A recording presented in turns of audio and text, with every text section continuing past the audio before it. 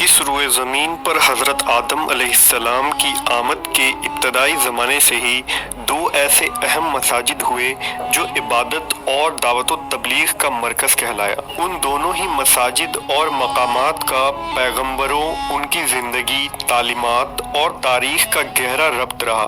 یہ دونوں ہی مراکز روئے زمین پر اللہ کی عبادت کے لیے تعمیر کی گئی تھیں، جن میں سب سے پہلا گھر خانہ کعبہ ہے، جو حضرت آدم علیہ السلام کی تخلیق سے قبل ہی فرشتوں نے تعمیر کی تھی۔ جب آدم علیہ السلام اس دنیا میں تشریف لائے تو آپ نے کعبہ کی دوبارہ بنیاد رکھی، اور خانہ کعبہ کی تعمیر کے 40 سال بعد آپ علیہ السلام نے مسجد اقصی کی تعمیر کی۔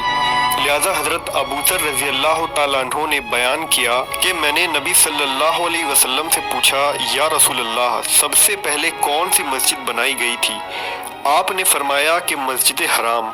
میں نے سوال کیا، اس کے بعد کون سی؟ فرمایا مسجد الاقصی۔ میں نے سوال کیا، اور ان دونوں کی تعمیر کا درمیانی فاصلہ کتنا تھا؟ فرمایا کہ 40 سال۔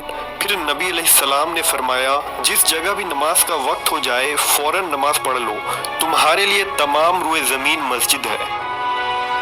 اس حدیث کے ضمن میں علماء و محدثین نے لکھا کہ ان دونوں مسجدوں کی تعمیر کے درمیان 40 سال کا عرصہ کیسے ہو سکتا ہے، جبکہ معلوم ہے کہ ابراہیم علیہ السلام کے تعمیر کعبہ اور سلیمان علیہ السلام کے بیت المقدس کی تعمیر کے درمیان 1000 سال سے زیادہ کا عرصہ ہے۔ لہٰذا علماء و مفکرین نے یہ نتیجہ نکالا کہ کعبہ اور بیت المقدس کی اساسی تعمیر مختلف ہے۔ دراصل حضرت آدم علیہ السلام سے 2000 سال قبل ہی فرشتے مسجد اقصی کی تعمیر کر چکے تھے اور اس کا طواف بھی کرتے تھے۔ جب حضرت آدم علیہ السلام اس دنیا میں تشریف لائے تو کعبہ کی تعمیر کی اور پھر کنعان کا سفر اختیار کیا، لہٰذا وہاں پہنچ کر آپ نے مسجد اقصی کی بنیاد رکھی۔ حضرت آدم علیہ السلام کے بعد آپ کے بیٹے حضرت شیث کی قوم یہاں آباد رہی، لیکن حضرت نوح علیہ السلام کے زمانے میں آنے والے طوفان کی وجہ سے مسجد منہدم ہو گئی۔ ایک روایت کے مطابق نوح علیہ السلام کی کشتی اسی مقام پر رکی تھی جہاں آج بیت المقدس قائم ہے، لہٰذا کنعان کے لوگ دوبارہ یہاں آباد ہونا شروع ہوئے، اور پھر حضرت ابراہیم علیہ السلام کو مابعوث کیا گیا، جنہوں نے مکہ میں اپنے بیٹے اسماعیل کے ساتھ خانہ کعبہ کی دوبارہ تعمیر کی، اور کنعان میں اپنے بیٹے اسحاق کے ساتھ مسجد اقصی کی تعمیر نو کی۔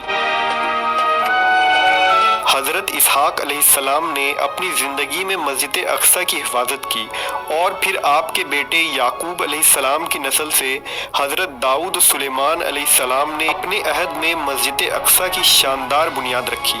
مختصر یہ کہ مسجد اقصی اور یروشلم بیشتر انبیاء کرام کا مرکز رہا، اور آخری نبی محمد صلی اللہ علیہ وسلم نے بھی سفر معراج کا آغاز اسی مقام سے کیا۔ روایتوں میں آتا ہے کہ بیت المقدس کو 10,000 فرشتے ہر وقت حلقہ میں لیے رکھتے ہیں، اور قیامت کے دن اسرافیل علیہ السلام اسی جگہ پر کھڑے ہو کر سور پھونکیں گے۔